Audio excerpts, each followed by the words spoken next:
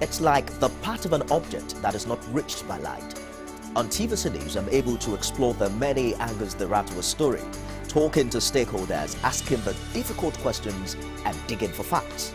I believe the viewers are able to make a better decision if they're well informed and understand not just a part, but the complete story. TVC News, first with breaking news.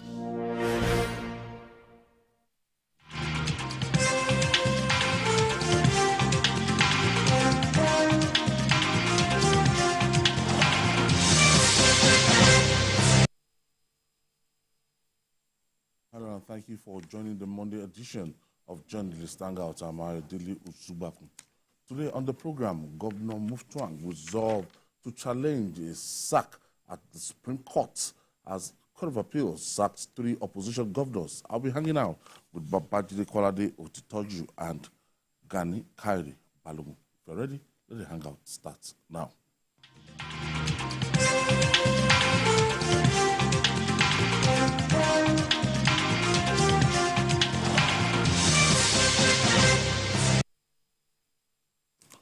Thank you for staying with us. Let's begin with a rumble between the executive and judicial arms of government in Osun State. Justice David Afolabi, who was named the acting chief judge of the state by Governor Ademola Adeleke after alleged suspension of the substantive CJ, has rejected the appointment. In a letter to the National Judicial Council, NJC, the judge said his purported appointment was done by the governor without inputs from the NJC as prescribed by the Constitution and the judicial precedents. Today, I think this judge is just saving himself from imminent calamity if he had taken that appointment. Yeah. I think the Governor Jackson Adeleke and his minders, they think they can take the judiciary for fools. This judge, the judge that David Afolabi, that they are trying to use to replace the substantive CJ, is not a fool. He can recall what happened to Justice Aladejana that they used in the Fayose impeachment saga. When they knew that the CJ at that time would not play ball, they then decided, because ab initio, the Ekiti House of Assembly had no concrete reasons to impeach Fayose at that time. And they did it in a very silly manner. Added the deputy governor at that time, what's her name? Olujimi. Olujimi had committed no offense. You could not point out what Olujimi did. So Olujimi then said, okay, you said you have impeached me. Tell me my offense. Because having impeached my boss, I'm supposed to take his place. They couldn't point at anything. They just felt, okay, if we don't like the two of them, we can send them packing. The law doesn't run like that. The law doesn't imagine that everybody is a fool. You must come up with your reasons for an action that you want to take.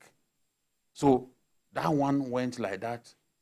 The President Obasanjo asked for judicial advice from the then CJ, Belgore. And Belgore said, look, the House had no power to remove a CJ, either in form of a suspension or whatever. So Obasanjo then decided, because they had prepared, they had laid the table for themselves with the intention of keeping their own person as speaker. You know, when you send the two of them packing, they just needed to benefit from the whole thing, you know. They wanted their own person to be speaker. To be governor. To be governor. Yes, I mean acting governor. Yes, that Friday Aderemi. Yeah, Friday Aderemi. Acting governor. Obasanjo used Olurin, Justice Olurin, to kick all of them into touch. As they say in football, kick the ball into touch. They kicked them into touch. Olurin became military administrator, or what is it called? Caretaker governor of the state. Justice Aladejana spent 16 years in the cooler. From 2006 to 2012, Ayo. Before, it was in 2022. Last year that the NJC just released him.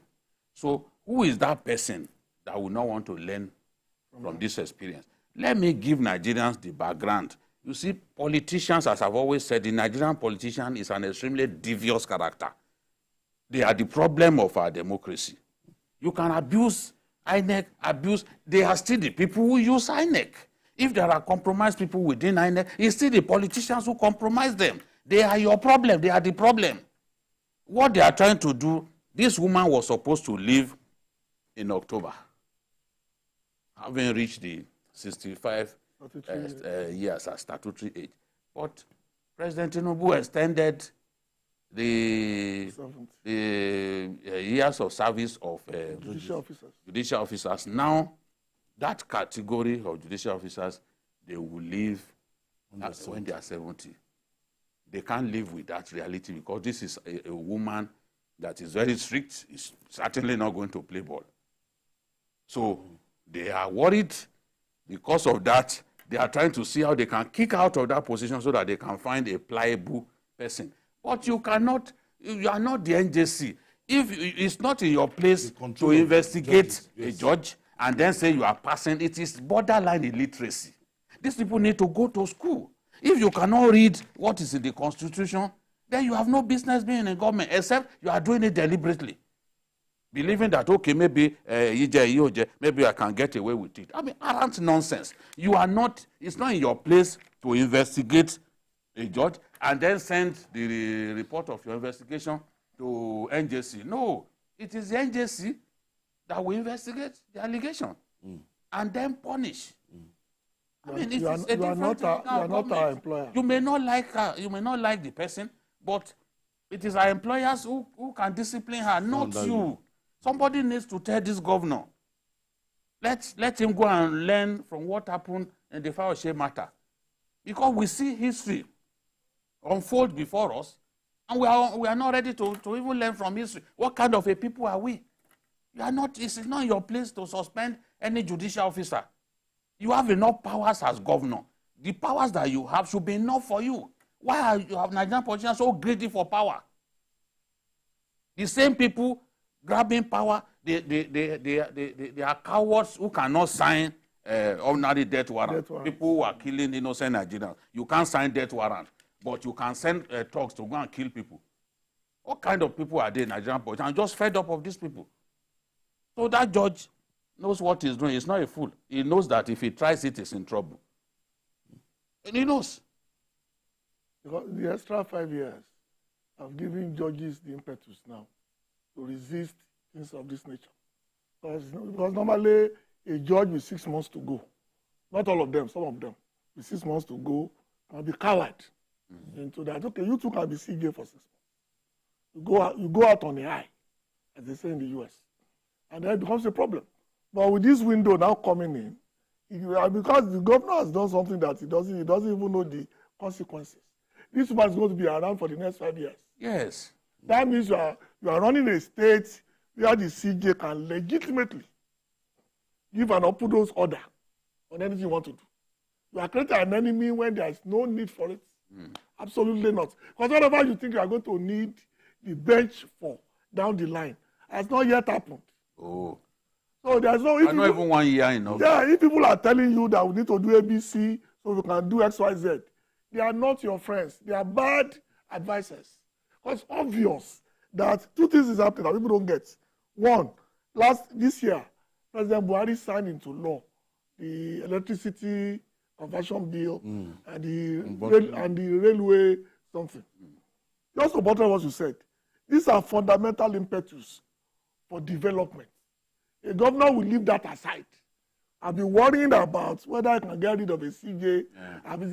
There are so many problems in governance that you can solve with little things. Instead of worrying about what will happen tomorrow when nobody knows who will even be there tomorrow. Oh. My challenge, because I've met the governor, he seems to be an amiable person, very easy to talk to. And I'm surprised that he will fall That's why for. it's easy to misadvise him now. And that's why he's falling You for are easy something to like talk this. to. Negatively inclined people will come and talk to you. Yeah, because they will just tell you Even that you do don't it. have a mind of it. Yeah. Because one thing, when you are too nice, is a problem. Why are you stepping into Areas that is not your forte. a territory that you ought not to go to? It's not your place. To remove it's just like the way Abechi wasted his time in Rivers State. You wanted your own person to become CJ. It's not your place. Right. And because it didn't work, he locked up The judiciary for months. That's the person who wanted to be president of our country. He locked up the judiciary. For months. But at the end of the day, when his candidate was well defeated by Wike, is that same person that I did not want to see as CJ that became CJ of Rivers State. Abi? So what, at the end of the day, what did he gain? What did he gain? Our politicians in executive position are really... They just want to misuse power. Because it's clear that anything that has to do with judges, It's NJC. it's NGC. And the constitution was very... Governor Adeleke should understand this. Because I don't really understand. I think what happened is what you just said. They were waiting for October. They already have the woman marked. And they said she should leave in October. Tops, by January 1, she will be on terminal leave. You can do this. That very thought that you are waiting for the CJ to go, you can put somebody you like, is anathema to freedom and justice. But that means you are already admitting that you are going to do something that is illegal. And you need your own person to be there. Latest is security breach. Security breach in the states. A mobile policeman attached to Maru division was killed by terrorists who attacked a community in Maru local government area of the states. The terrorists also abducted 13 people made up of 6 women, 5 men, and 2 children during the midnight attack that lasted more than 2 hours. When will enough be enough, Jide? This man, his capacity is very, one terrorist abducting 13 people. No, terrorists. Okay. Not him. Okay. The policeman abducted 13 others. Although a man with a gun against It's the majority. yes, you have a gun, carrying automatic. You are the majority.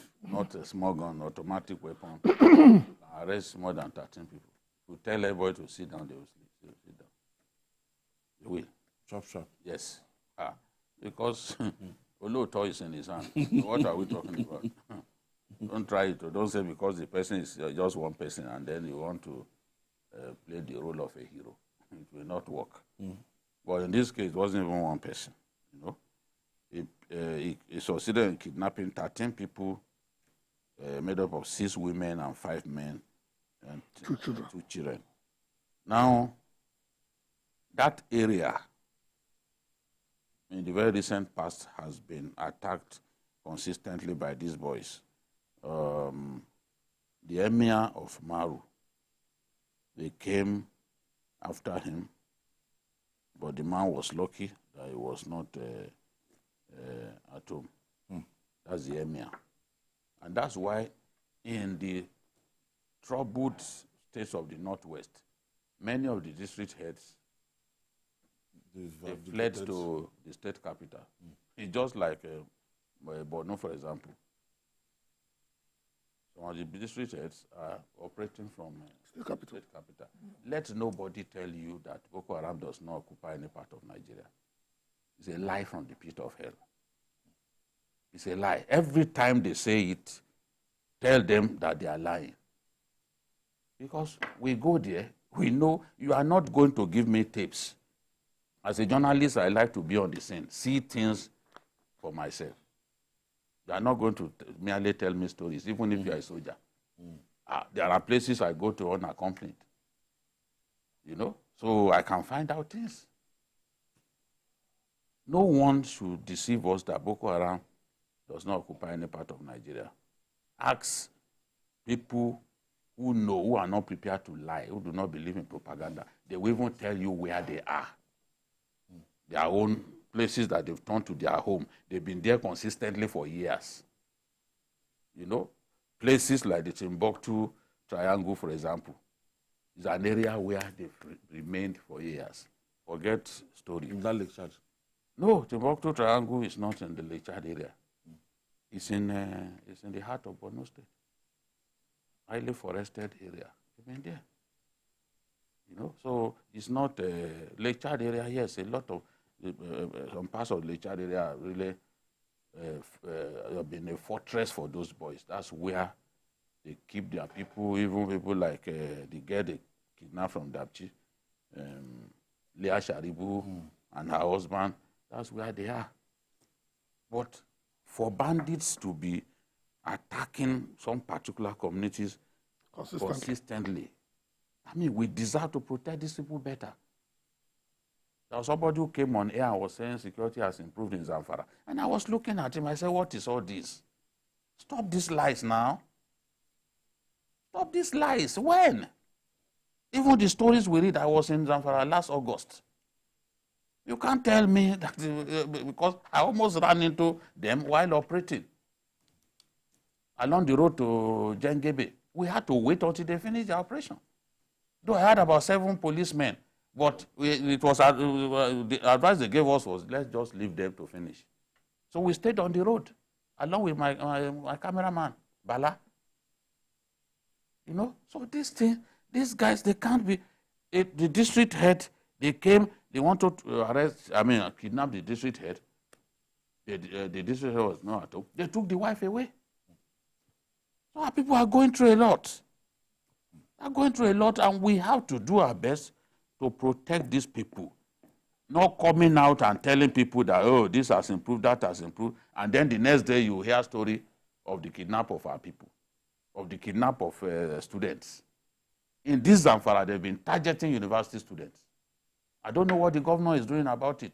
He and his people are busy just trying to show that the former governor didn't do any work. They said he did not build even a 5-kilometer road. Which lie can be greater than that? I was there. I did documentaries. You are telling me that Matali didn't do 5-kilometer road. How do you lie without fear of God?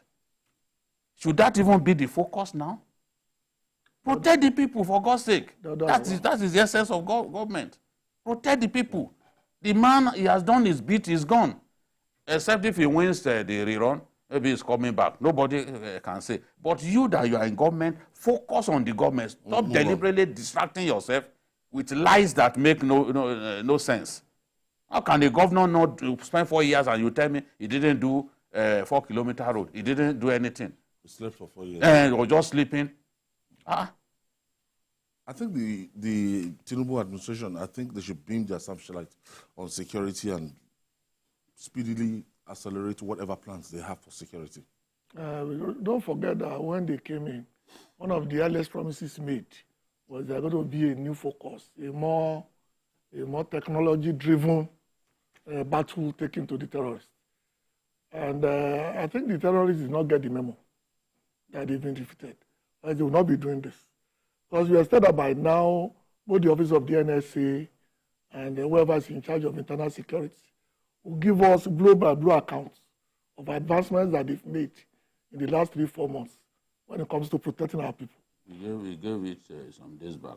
The one about... whether it is completely true, it's a different ball. Because even those who are fighting wars now, in Ukraine and in Gaza, there is always room to know where they are and things that are not working. What progress they are making. So it's different from just telling us that Mr. A did not do his job or Mr. B failed in his assignments. It's telling our people that it's now okay to go to farm because we're already on the very edge of things that we don't want to talk here. Starvation and loss of farm time to go and do cultivation. This is what our people need.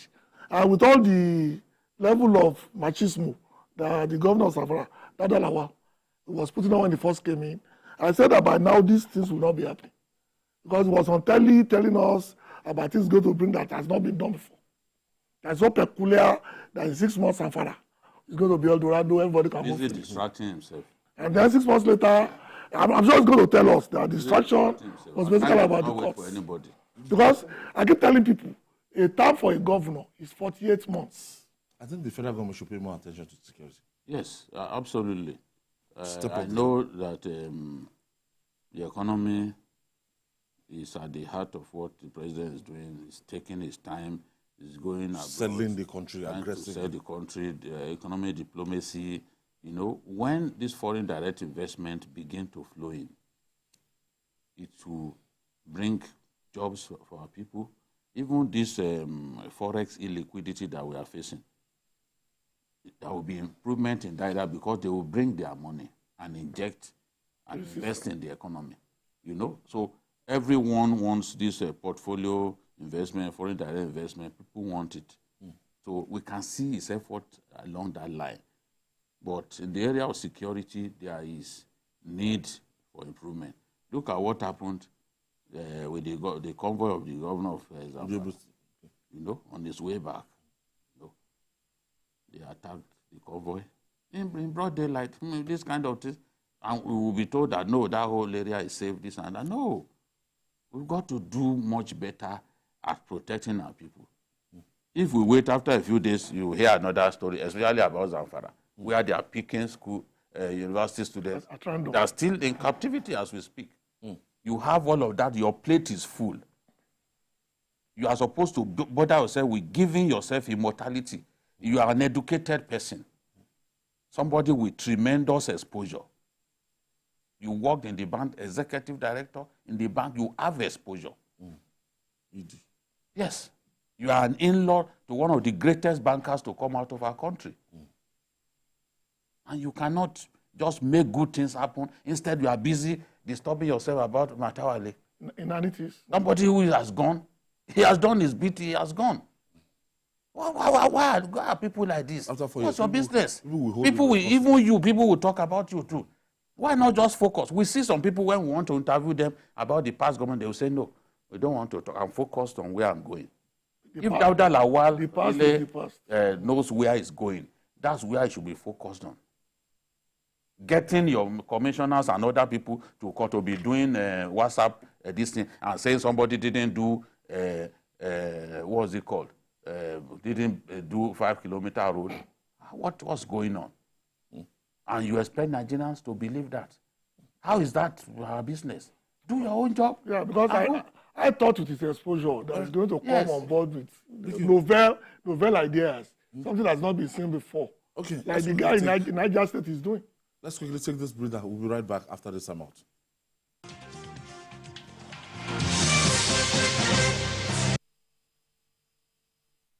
Home from work, in the busy traffic, your car breaks down. Car horns blast. Your car is pushed aside. You call for help. Phone battery blinks and dies. You take a cab. Few miles, tire bursts. What a day. Frustrated, sweating, and tired. Nearing home, darkness envelops the street. Wow! Just one house is bubbling with life. Brilliant lights, loud music, smiling wife, all welcome you. We alone have light? Yes, it's JRB Solar Energy Systems, my anniversary present to us. No matter how dark life is, the sun is gonna shine on everything you do. JRB solar inverters, batteries, solar panels, solar streetlights and more. Telephone 0906 752 1111. Email sales@jrbsolar.com. JRB, the sun is gonna shine on everything you do.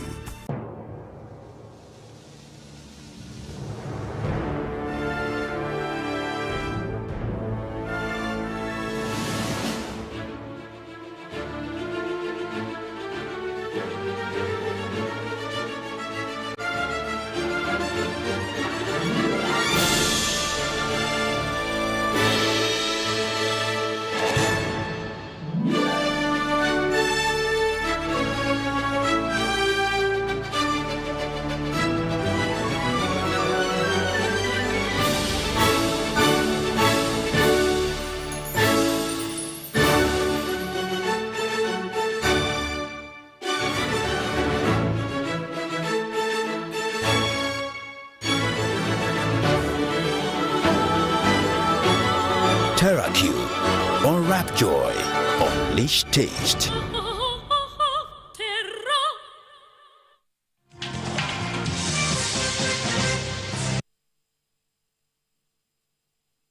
Thank you for staying with us. The Deputy Governor of Edo State, Philip Shaibu, appears to have drawn a line in the sand and dares whatever comes afterwards. Shaibu has dared Governor Godwin Obaseki by declaring to run for the 2024 governorship election in the states. The Deputy Governor, who has been at loggerhead with his boss, unfolded his ambition to become the next governor of the states on the platform of the People's Democratic Party. He said he decided to throw his hat into the ring as the state needs a political leader. Jide, we've been talking about November in Edo State. Now, it's the right time, and legitimately the Deputy Governor has decided to declare his ambition. If he's going to get the PDP ticket, we don't know. Yeah, the deputy governor has asked for forgiveness, and Obaseki, his boss, has said, well, as a Christian, he is prepared to forgive if it comes from his heart. I don't like reading that they still quarreling with Obaseki, because the way Obaseki spoke, he was prepared to forgive and forget if indeed there was a crime committed. And the same deputy governor who did not want to go to the place where the governor sent him to, I mean the new office complex, he's gone there. He's gone there to I don't think so. I was sanitize. Yeah. Okay. We had the place spiritually sanitized, and he moved in. That is obedience to God's instruction, you know. So I want to believe that their relationship is better, and that Obaseki takes seriously the need for both of them to end strongly. Be that as it may, it's a legitimate desire to want to be governor. And as a skillful politician and an experienced one, Philip Shaibu is eminently qualified to contest. And is not prepared to go to APC. Former Governor Shomale must have felt that he wanted to come to APC when he said APC is not for internally displaced politicians. But from what we have seen, Shaibu believes that he stands a better chance in his party. Want to fight within that party? Yes. He believes that he stands a better chance. So he's qualified to contest. And I would expect that the governor, the leadership of the party, will allow for a level playing field so that the best can emerge. Also, only the best is good for Edo State. I think the bone of contention here is that Philip Shaibu should just drop the ambition, and the governor should be allowed to choose whoever he wants to choose to succeed him. That it is not your senatorial district that is next, according to the rotational thing. So drop your ambition, don't rock the boat, rather than leaving him to go and test his might. Well, the governor, like all governors, like we said, believes that he's the best person to decide his successor. And he has made it abundantly clear that this time he's neither coming to the north, where Oshemole came from, and where Shaibu also came from. And he's not coming to the south, where the governor came from. I think they are looking at central to get it. But all these are permutations based on ignoring certain realities. Philip Shaibu is a politician. And you don't know, personally, I don't know any politician who is not an optimist. They believe they can squeeze water out of rock. So it doesn't matter what people say or what the permutations are. Philip Shaibu believes he has what it takes to become the next candidate for the platform of PDP. And good luck to him for that. But what is interesting going forward is going to be, what will this now do to the relationship between the governor and his deputy that has just been repaired less than a month ago. And that, to me, will be the drama we have to look out for.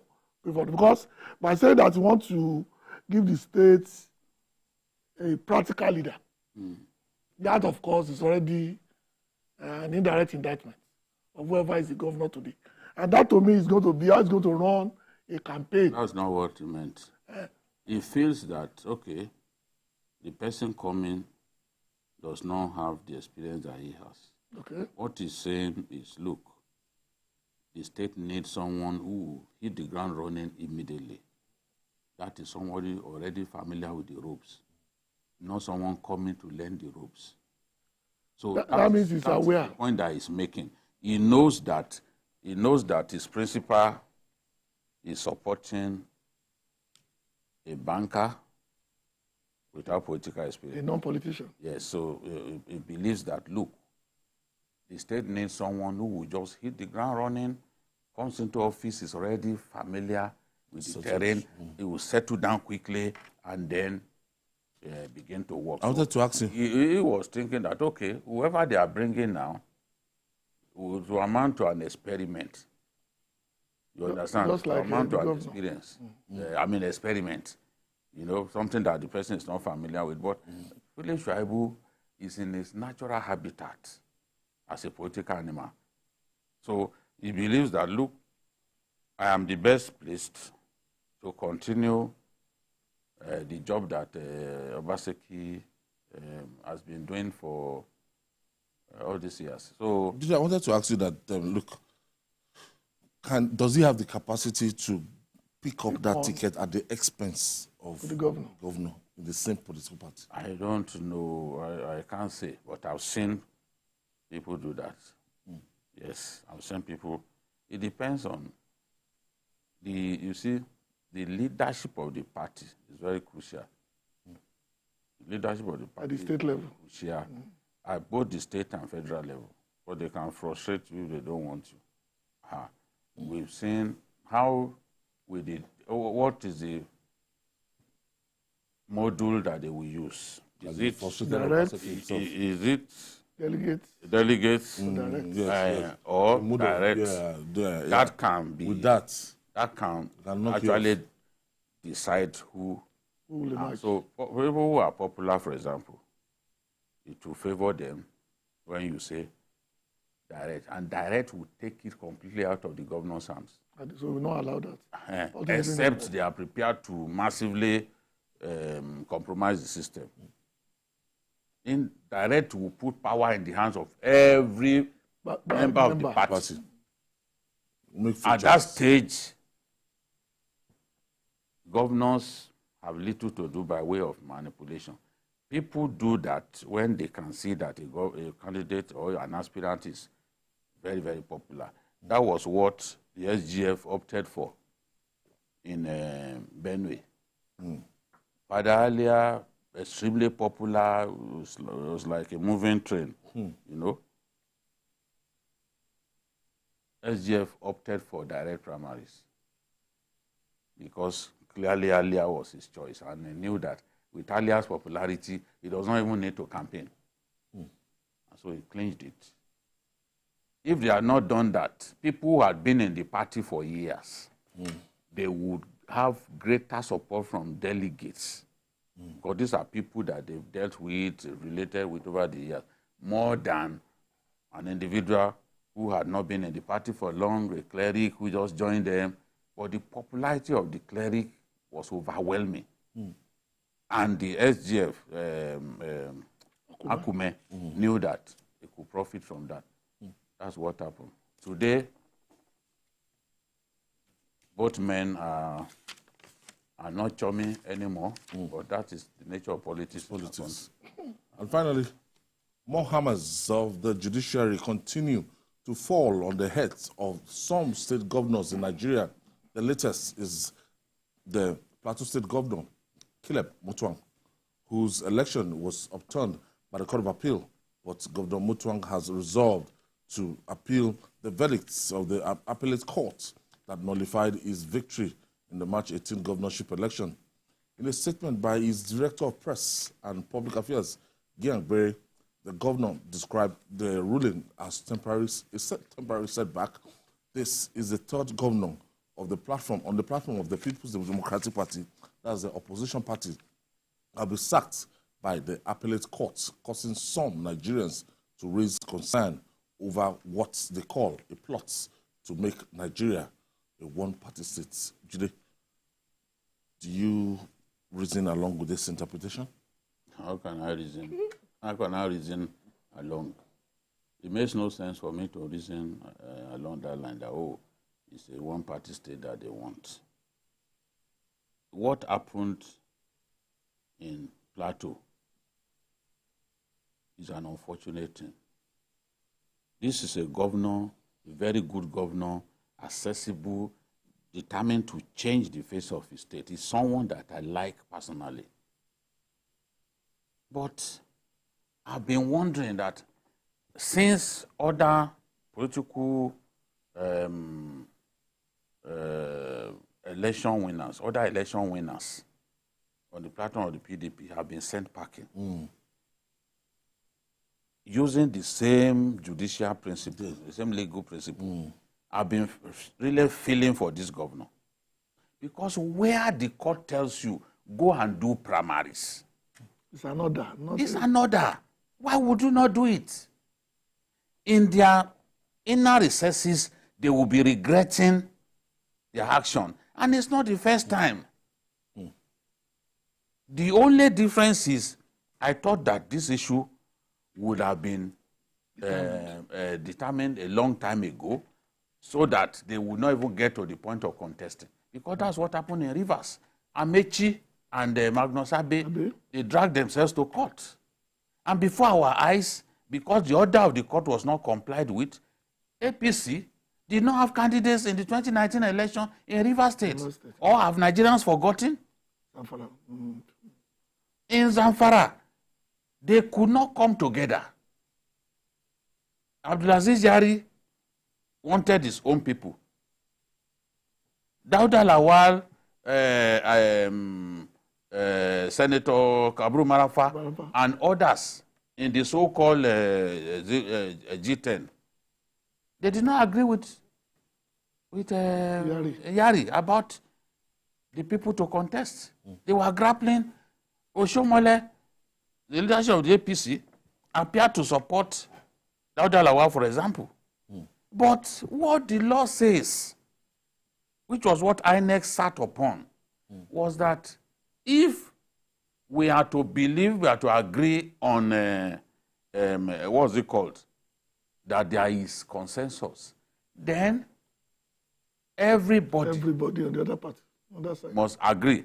If there are 3 power blocks within the party, everybody must agree. Everybody. They must put, In writing. yes, this is. Now, it cannot be, consensus can't be only the choices made by Abdulaziz Yari.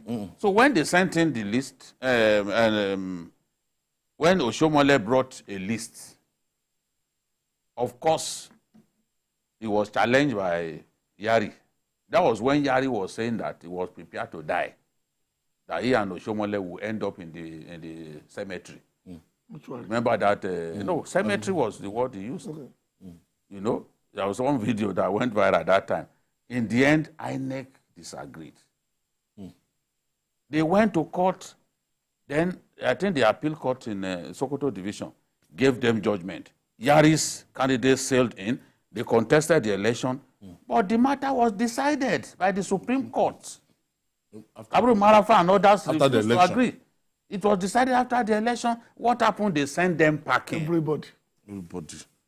Why didn't people say at that time that, oh, democracy is on trial? Oh, they want to chase APC away and make PDP. PDP benefited from it. Totally.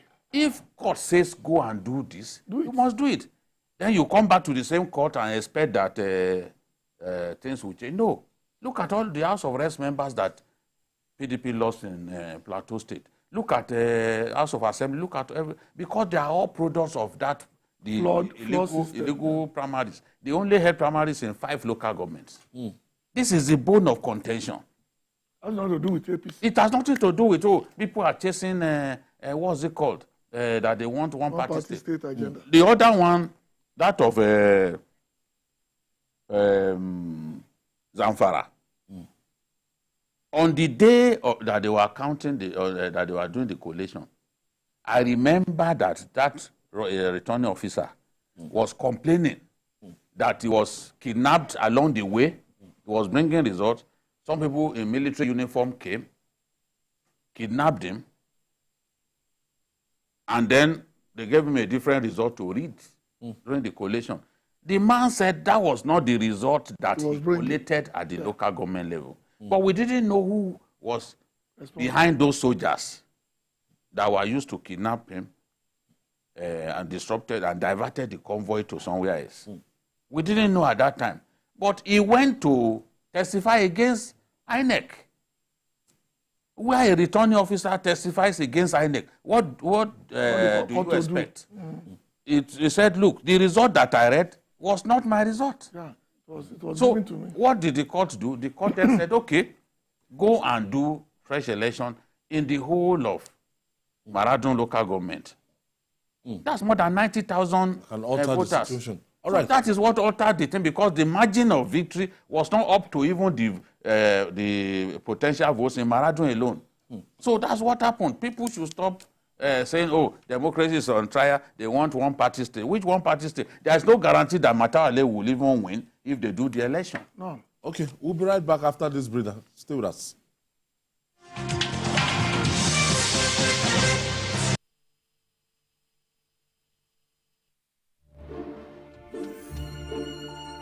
In a world hungry for goodness,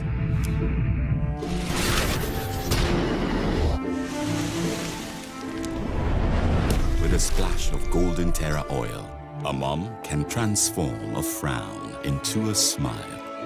Make a lunch hour a happy hour. Change no thanks into yes please. Provide care when our nearest and dearest needs it most. And resolve family feuds without blowing a whistle. Providing tasty, nourishing family meals is all that matters. The world needs moms, because where there are moms, there is hope, happiness, and love. Golden Terra Oil, or pure love.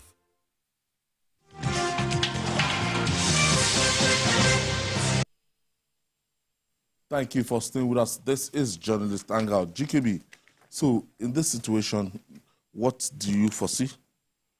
Well, the rerun, or the... Is it the rerun in Zamfara? No, you know, now we have like 3 states that have been, their governorship results have been overturned by the Court of Appeal now, and we have the Plateau states, we have in Zamfara, and we have in, is it in Niger State? I don't know. No. We have Kano. Okay, Kano is NNPP. Yes, Kano is one. So Niger State is not opposition. No.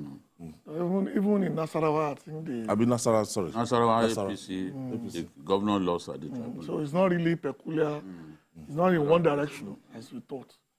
There are 2 things will happen. One of them, of course, is the fact that the advantage of being in power will also play a part in whatever is going to happen. I have no doubt, I may be wrong, that whatever has been decided by the appellate court will stand at the Supreme Court in case of places like Kano, because the cases have been consistent along the points of law. But the one in Zamfara, of course, is dicey, because that's part of what we might want, or what we might think. They have to go back to the field and slot it out. And it depends on what the people are feeling about the governor or the president right now. That is they are feeling right now. Campaigning now. This last weekend, the 2 parties. Zamfara. Yes, Matawale and Dauda Lawal, they've been campaigning. Because it's now whatever is the Election to take lightly. Yeah, whatever is the variables then is gone. So there's a new variable now. There's a new S factor. And that's what we are, because then Matawale was governor and Dauda Lawal was the outsider. Now the role has been reversed. You know, he claimed at that time that soldiers were used against him. Yeah. to make sure he didn't win the election. Now he's the Minister of State for Defense. So it's what we call irony. Will he also use the soldier to do exactly? So I think Navy, because Navy is under him as Minister of State, and then the training institutions are statutorily. So it's going to be very interesting. Under the Minister of State. We are going to have an interesting 3 months here. It's just a few polling centers in Bukuyum. The entire local government that shares a boundary with Niger and Kebbi. That's where you find some Christians in Zamfara State. Okay. Bukuyum local government, there are some native Christians. Those are where the generals came from. Huh? No, those that's Kebbi. Okay. Kebbi, that's Zulu. You are talking about Zulu. Yeah. So it's Bamari brothers, yeah. Those are Kebbi states, Zulu. It is Maradun that will be the battleground because election will be in 4 wards of Brenemagaji. So that's about 40 to 45,000 voters. But Maradun is about 90 to 98,000. So that's a lot of votes up for grabs. Yes. And that is higher than the winning margin. But you know, let me take you back. Let me take you back to Plateau State. This affected the House of Assembly. Everybody affected National Assembly. Everybody. And even Minister Lalong. Mr. Lalong has even won his own. I don't know, but yes, because it's the candidate of the PDP that they've chased away. But in some cases, it was Labour Party that actually even came second, especially House of Assembly and all that. Those lower level elections. So it's unfortunate that they didn't obey, and I blame the leaders of the party. Where leaders are so selfish that they can't come together to say, okay, in the interest of our party, let's concede a little. Yeah, a little. Let's share this thing. You didn't do that. You just want to take everything. It happened. They should learn. The only difference is that in the case of Rivers, the matter was decided before election, and they knew that they were not going to be on the ballot. If you do not conduct primaries, you cannot field candidates. You must conduct primaries. And if you are saying because these politicians simply like to write the people's names, if you do that, then the other candidates must also admit that, okay, I concede to this person. Now you must even put it in writing. Because they know that governors will just force everybody to step down. So you must consensus means everybody. Just everybody, 2 out of 3. You cannot. If one person out of 50 it's no longer consensus. Not in support, then it's not consensus anymore. But you must do primaries. It is only through primaries that candidates can emerge. That's the law. And consensus is part of primaries. So if you fail to do it, they gave you another, you didn't carry out the order, then you put yourself in this mess. That's why their case is different from Kano. I've seen people try to compare it with Kano. No, it's different. It's different, and I think that this is even a much worse situation. It cuts across everybody. Yes. Everybody. I've been really worried since we lost those our friends in the House of Reps. Excellent federal lawmakers. Bogos and the rest of them. I'm really sad that this happened. Why can't politicians learn? Why? I don't understand. Remember, why allow this to happen? Remember when do the primaries and forget about it. Yeah, what is in primaries? You can do whatever you want, but you must do primaries. When you get to the primaries, you can do whatever you want with it. As far as the next man is there to validate their primaries, you are done. Because they keep forcing the courts to do the job that they can do themselves. The only governor that was installed by the Supreme Court, don't forget, Rotimi Amechi himself. That's the same that happened. The Supreme Court gave an order. And he disobeyed them. It was disobeyed. He even showed no regard to judiciary. Somebody who is a product of the judiciary. Yeah. And the Supreme Court was so angry. Gave him what he did not ask for. Yeah. If there's anybody who should respect you, it's the Rotimi Amechi. Yeah. The beneficiary of somebody who had absolutely no regard for the judiciary. Yeah. Locked up after all they did for you, you fought them, locked up the offices, the judiciary. It was even boasting in one video like that when the lawyers were protesting and they were marching through the streets, that if he wanted to deal with them, he would have bought gowns, the same kind of gowns that lawyers wear, that would have bought it and given thugs to go and disrupt their procession. So I was watching him that day, and I'm like, what is he saying? Rivers State has been unfortunate with the kind of governors they get. They just assume that they can do whatever they like. The same governor locked up the house, another governor came, locked up the House of Assembly in Edo State. The same principle. People just come and decide they can do whatever they want and get away with it. There is no law in our country. It's unfortunate. Thank you for your contribution. It's a pleasure. Thank you for your contribution. And that's our offering today. Tomorrow for another episode of the program. You can watch the repeat broadcast tonight at 11 p.m. Join us from 1:30 to 3:30 for Journalist Hangout. Sunday, we're on YouTube, youtube.com/TVC News Nigeria. I'm Ayodele Ozuba. See you tonight.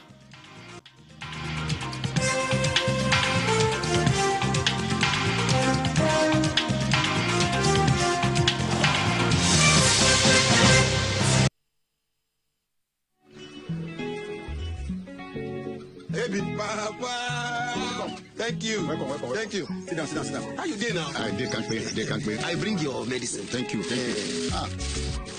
Papa, where Miko? Miko don't work. Miko don't join our business. Oil business? Yes, sir. Which company? Papa, Miko don't they follow them go cook oil? That's illegal. So small, yeah. No, it's a crime. That kind of business no good for Miko at all. It is illegal and very dangerous. What happened? Wow. Papa, na fire for you with the cook oil. Who does yourself from nowhere? My country people, palava we bunker an illegal refinery they cause for the community. It too plenty. Our picking them we get better future. Don't they pay on top? We they carry our own hand, spoil we land and water. I beg you, no follow the do or sponsor this kind of business. Now Pipeline Infrastructure Nigeria Limited and NNPCL say make we tell you now. The following is a paid presentation by ShopX TV. Are you worried about the safety and security of your home at night? Do you wish to know when intruders come close to your home? Or do you want to protect what matters to your family from anywhere at any time? What if there was a convenient, affordable way to keep surveillance in your home without having to worry about wires, installations, or heavy light bills?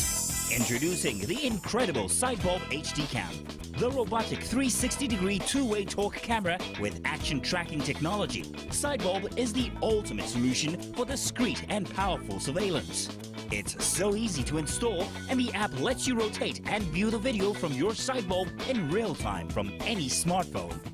You can drop in from anywhere and check in with our two-way talk technology. Talk and listen at the same time. Hello, Mommy. Hey, sweetie. I'll be home soon, okay? Sidebulb's advanced tracking technology locks onto motion and tracks in real time. Set the siren alarm to go up when motion is detected and keep intruders away. Check in on your home while you're away. Make sure the kids got home safely. Interact with visitors at your doorway or surprise a trespasser. Surveillance in a light bulb. I was amazed at the 360-degree rotation. It gives me a full view of my house and I can check in on my kids. The footage is clear and the night vision is so impressive.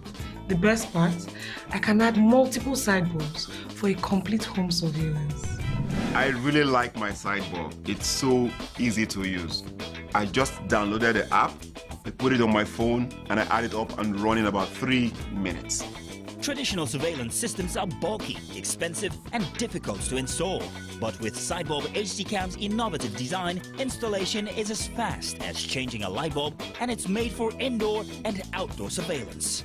The Sidebulb HD Cam is now available in Nigeria, exclusively from ShopX TV. You could be paying up to 200,000 naira for an indoor and outdoor security system that doesn't fully secure your home. But call the number on your screen now and get the Sidebulb HD Cam for just 45,000 naira and get peace of mind. And that's not all. If you call now, we'll give you an extra Sidebulb at no extra cost. That means you buy one and get one free for 45,000 naira. But wait! there's more. If you order now, you get the side bulb HD cam delivered to you for free wherever you are in Nigeria. So, call the number on your screen now or visit our website to place your order while stock lasts. The proceeding was a paid presentation brought to you by ShopEx TV. At TVC News, wherever the big news story is happening, we're geared up to break it. TVC News, first with breaking news.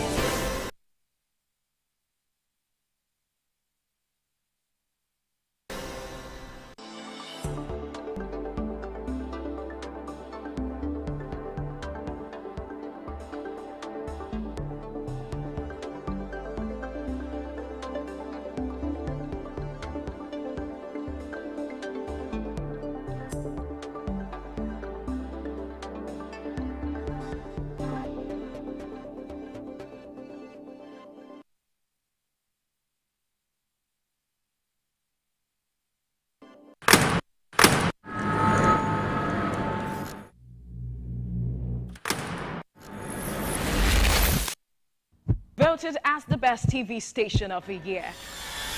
TVC News breaks into the core of every event as they happen. Following all nationwide big and impactful stories. We tell the news from every perspective, covering every human angle. I am Veronica, bringing you the news you would want to watch.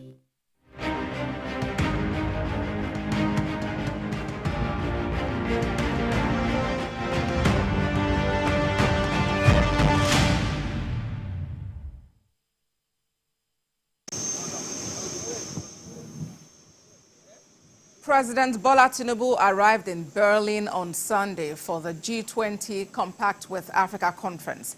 The president's official plane, the Nigerian Air Force One, touched down at the Willy Brandt Berlin-Brandenburg International Airport in Berlin at about 1:17 a.m. He was received by Minister of Foreign Affairs, Ambassador Yusuf Tugar, and Chargé d'Affaires of Nigeria's embassy in Germany, Ambassador Ingekem Regina Ocheni. Thanks for joining us on the program. I am Abosadi Adeniran. You can join the conversation now on X, formerly Twitter, using the hashtag Beyond100Days. And remember to tag at TVC News NG. Let's take off from Germany, where President Bola Tinubu assured foreign investors of best return on their investments if they invest in Africa and Nigeria in particular. The president also emphasized the need to promote good governance in all sectors of the economy. President Tinubu spoke during a panel session on fostering local value chains at the G20 Compact with Africa Summit, which commenced today in Berlin. The Nigerian president says African countries need assistance to leapfrog from where they are today to where they need to be.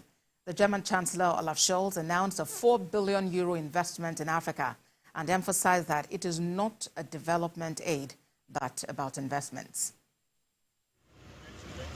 The good governance promotion in all sectors of our economy in Africa and stability of governance in Nigeria in particular, I would say, it is an indicator that, yes, changes are at the door, not far off.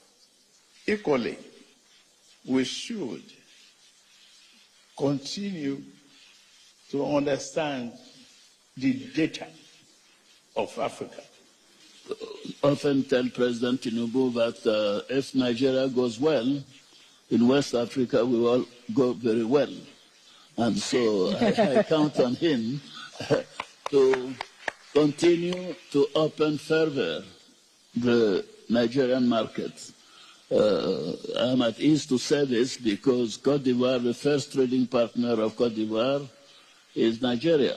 We have our oil come from Nigeria. And in terms of products that we could export to Nigeria. If you think about the activities around climate change, which we need to do as a global society, the African continent is the place to invest and is the place to develop new technologies. The potential of the people in Africa. And going around learning about the countries is also key because it gives you the chance to see that this is not just a place where you can sell goods to. It's also a very good place for foreign investment, direct investment. And it's also a society you will find where people are trying to be at the forefront of developments we have, may it be in some aspects of technology. State House correspondent Femi Akonde joins me on the program live from Germany. Femi, President Tinubu declared emphatically change is at the door. Walk us through his interventions at the Compact with Africa conference.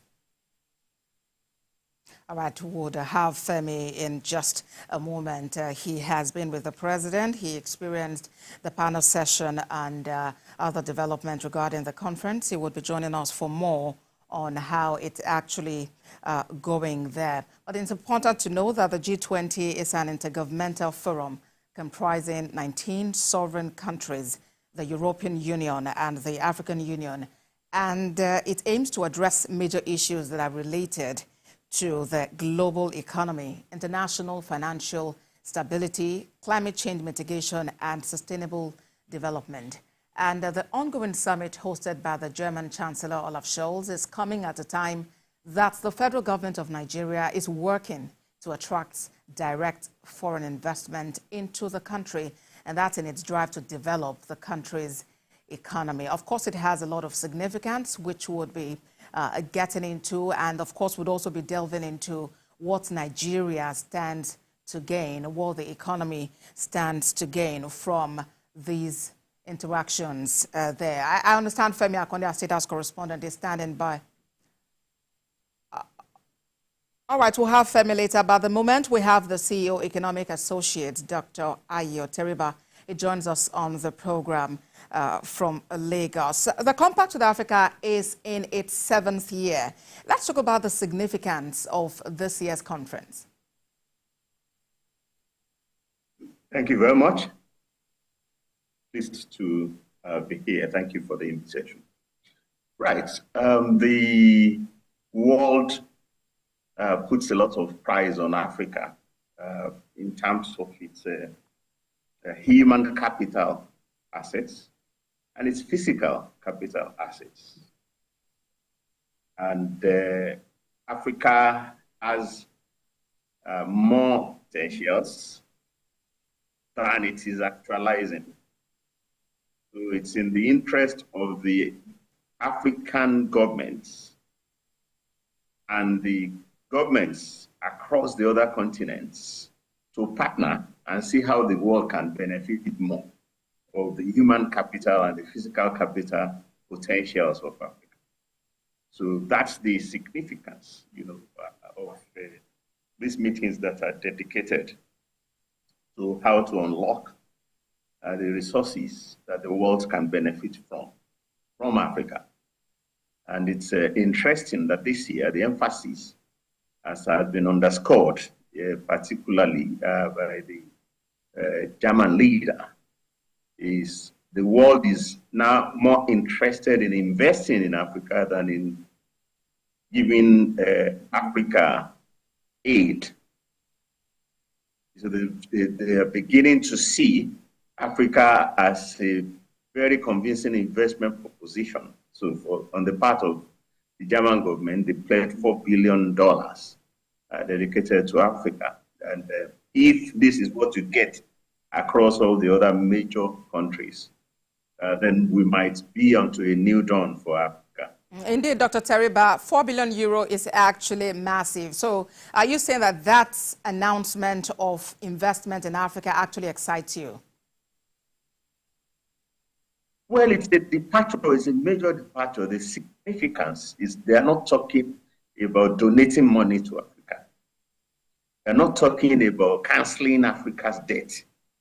So this is not official aid. This is not debt forgiveness. This is investment.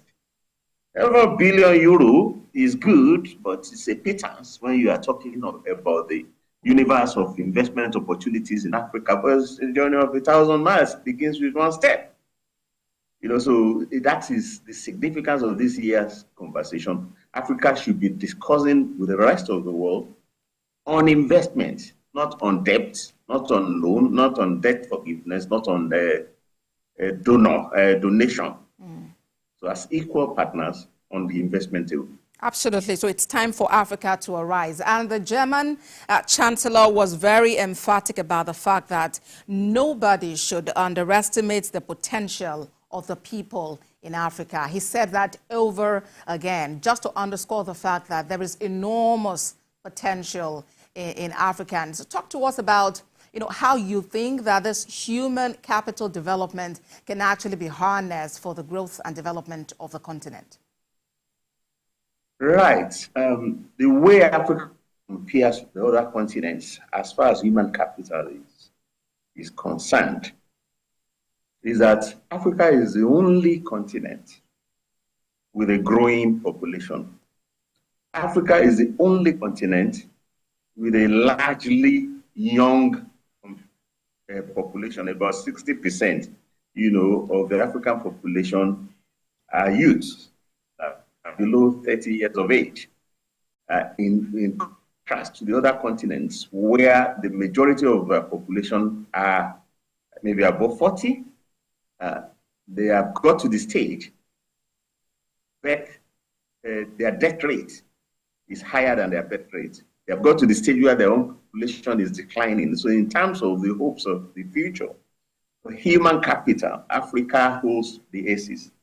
And so it will mean, that the more you invest in developing African human capital, in growing the necessary skills in Africa, for the next, few decades, say till 2050, India and China will compete favorably, with Africa because they had got to this stage earlier than us. They've invested in their youth at the time, and they are reaping the benefits now. But in 30 years, Africa and Nigeria certainly will have more to offer the world in terms of human capital than either India or China, if not India and China put together, in spite of their huge population, because the bulk of their population have aged. So this is the time, and I'm happy that the president is speaking about this digital economy, So Africa offers the world two assets, and these are the world's most important two assets, that you can invest in: human capital, which is the most important, and physical capital. So most of these are still under their potential in Africa. And the earlier the world begins to partner, because the world will benefit if you develop African human capital, given the global race for skill migration now, for race for global talents. If you develop African skills, the rest of the world will be able to plug their, yawning gaps in human capital with talents rising out of Africa. They're already doing so, but they'll be able to do even more so. Absolutely. Absolutely. And looking at one, of the major calls that President Tinubu made at that conference, he spoke about the need for investors to come into Africa, and of course Nigeria specifically, to establish, say, automobile plants. And, if you think back about, back to the days of the Volkswagen in Nigeria, and then what we have at the moment, you want to think about, some of the existing plants at the moment, talk about GAC, and then does it seem like we're having a resurgence of what we had back then when we had most of these companies operating in Nigeria? Right. What we had back then, we're talking about like 2, 3, 4 decades back. Not many of the things that made sense at the time would make sense anymore today. So we need to sit back. We need to sit back and have a fresh conversation about, okay, we are in a situation where the world is beginning to pledge investment after investment in Nigeria and now in Africa. we have to sit back and ask ourselves, if we were to list these sectors, we were to prioritize the sectors, which ones have the highest payoffs? And I would say in the case of Nigeria, and maybe for most other African economies, sectors like construction and real estate, sectors like rail transportation, in addition to the energy, the energy and the digital economy that they are talking about, at this conference. But the biggest payoffs are going to be in construction, because we are very backward in construction. Any segment of the construction that you look at in Nigeria or in Africa is, they're maybe at 5% of the potential that they need to be in. So if you could prioritize attracting foreign investment into that, there is no global financial center that is not propelled by construction and real estate. That's the bedrock. When you talk about infrastructure feeds into construction and real estate.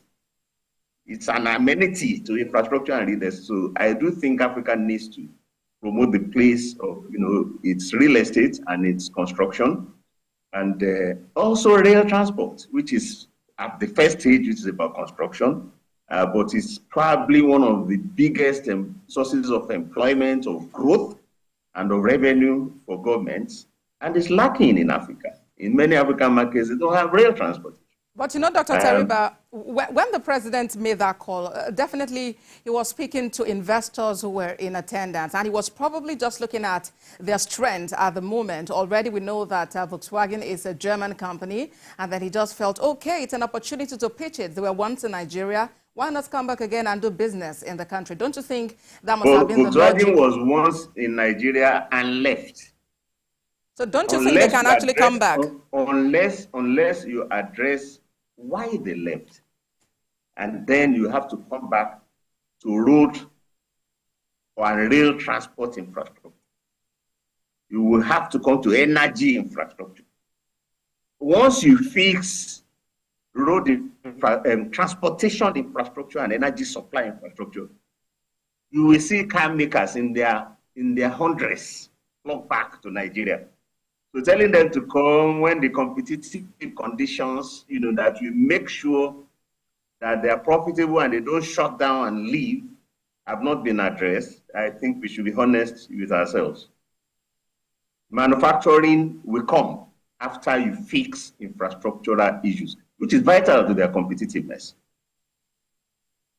All right. We know that infrastructure was one of the projects that the previous administration really focused on. And of course, this current administration is also heavy on it, trying to tackle it, talk about rail, talk about road as well.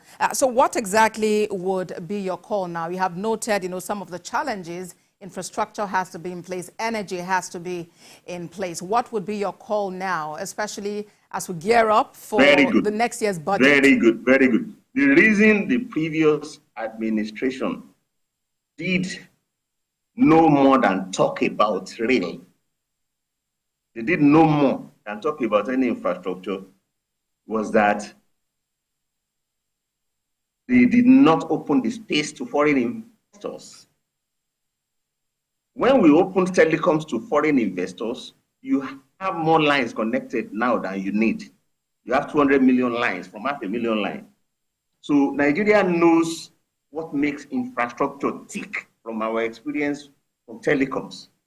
Instead of government borrowing money to try and build rail from one point to the other, government should open the rail sector to investors. So they are there in Germany talking about investment. I'm saying attract investors to sectors where you need them, to sectors that will encourage manufacturing across any activity to come back to Nigeria. So fix rail by opening it to investors. Fix your construction and real estate with investors' money, and fix power transmission by opening it to investors' money. So we're talking investment. Don't let's depart from the topic that investment funds are being committed. But are they going to end up in the sectors where we need it? Now, as it stands, Dr. Teriba, we're actually yet to hear, because now we hear about 4 billion euros, but we do not know just yet how these funds would actually, how the investment would be disbursed across African countries, because there are 54 of them competing definitely for this amount that the German government is agreeing to bring in the form of investment. But looking at this from another angle now, you know, the presidency has released a statement talking about Nigerians being the greatest assets that the country actually has. And you know that there is that talk about Nigerians being the ones who are actually building the American economy, for instance. So what do you say about how we ourselves can actually harness this massive potential that we have?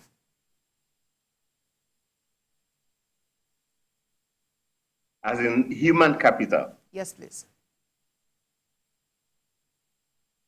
Okay. Well, you know, human capital assets, you know, next to you developing your physical capital, which is what we're talking about, construction and the rest of it. Investing in human capital comes down to investment in education, in health, in skills acquisition. But much more than investing in skills acquisition, rewarding skills. You know, so Nigeria has invested heavily in education and skills acquisition in the past. Medical doctors were the third largest supplier of doctors, for example, in UK after India and Philippines. So why our doctors don't stay at home? Why they go to the UK, they go to the US, they go to Asian, Middle East countries? We don't reward them.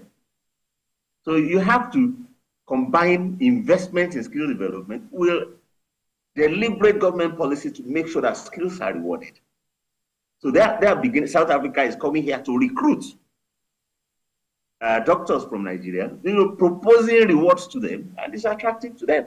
So if you want to benefit from your own human capital, which you already have, but you are not keeping them, you can't keep your footballers. You don't know how to structure incentives to make sure that footballers are rewarded here, and your athletes are looked after here. So if you value them as assets, you have to develop policies that recognizes them.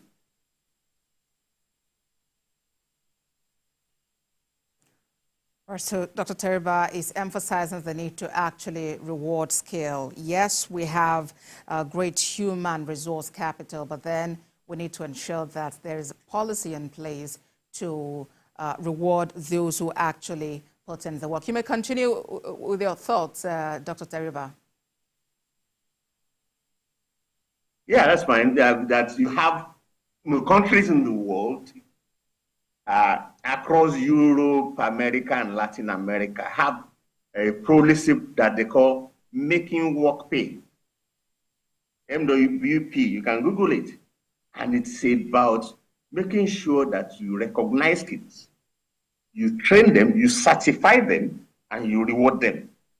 Otherwise, you have graduates riding Okada. You have graduates riding Keke Napep, or trying to migrate to do many jobs in some other countries because we don't reward their skills. So we need to make work easy. And Nigeria can benefit from the human capital wealth that it already has, but it's not benefiting from because we are not making those skills pay. All right, then, a lot to pick from what you have said. And what would you say about the attitude of Nigerians? Do you think they're actually themselves very supportive, really, of government policies and staying back to develop the country? Why not? Why would anyone who was born and trained in Nigeria, who got degrees that a comparable American born and trained in America would never acquire in his life? Americans and Europeans have more universities than we do. But their children don't enroll in those universities. You go to American or European universities, it's dominated by foreign students. So it's something they sell to others.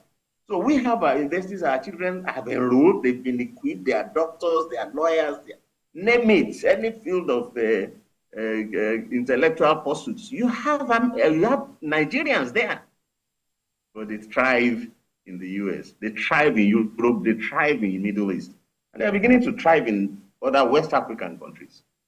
So you don't need to appeal to them to stay in Nigeria if you structure the reward appropriately for them. So Africa has physical capital, which we have allowed to degenerate. We are not investing in our physical capital. We have human capital, which we are not rewarding, and we are increasingly now not investing enough in. So the sooner the governments of Africa, and that Nigeria in particular, knows what it is good for us, our physical capital assets are important to us. Prioritize construction. Let the homes and offices work. If they have, for example, offices like Federal Secretariat is ID, attract investors to that. Let the investors come and, make it to earn rent for you, government. Get investors to do the national stadium. Right. And maybe many of the barracks, let them redevelop them into modern offices, shopping and residences, relocate those barracks and let Nigeria thrive from, rent from real estate. And then reward human capital and invest enough in human capital. We also know that there are usually knocks when you hear about tollings, because some of those projects, some of those investments usually have to come with tolling. But perhaps that's, a part of the conversation we could have some other time. I must sincerely appreciate you for joining us on the program. CEO, Economic Associate, Dr. Ayo Teriba. Thank you so much for joining us today. Thank you very much. For that, our program today, you can watch a repeat broadcast at midnight and at 6 a.m. I am Abosedi Adeniwadiremi.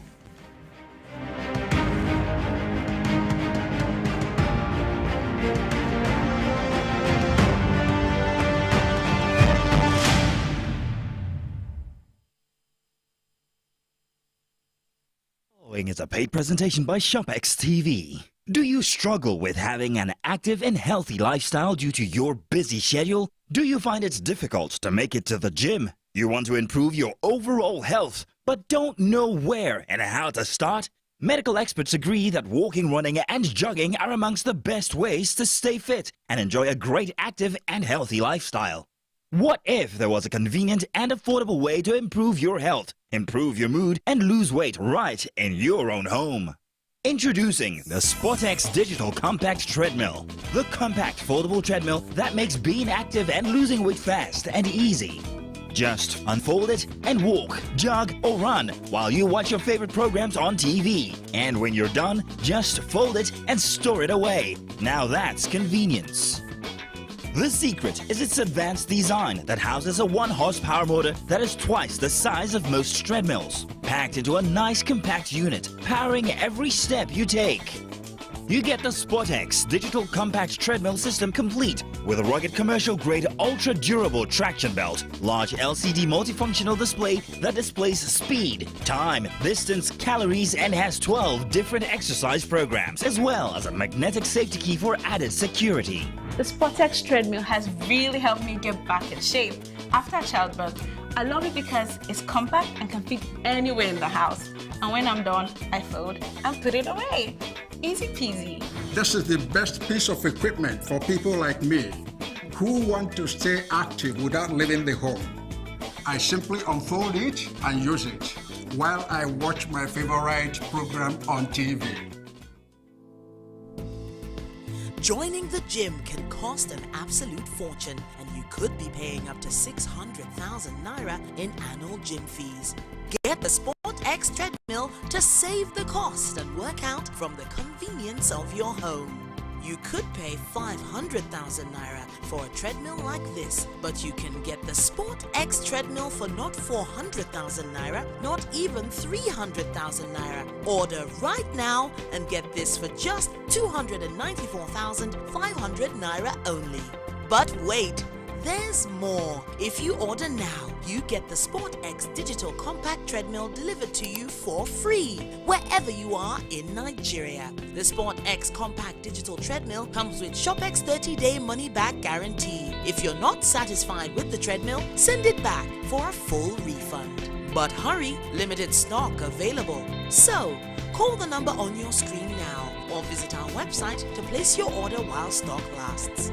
The proceeding was a paid presentation brought to you by ShopX TV.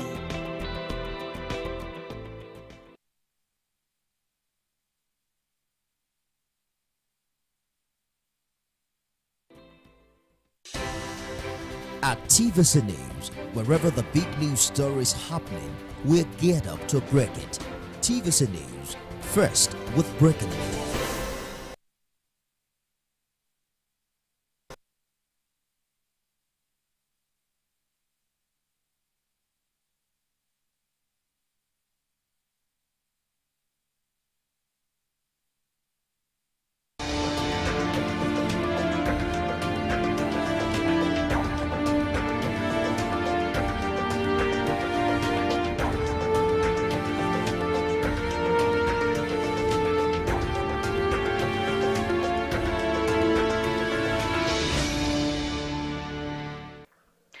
Hello and welcome.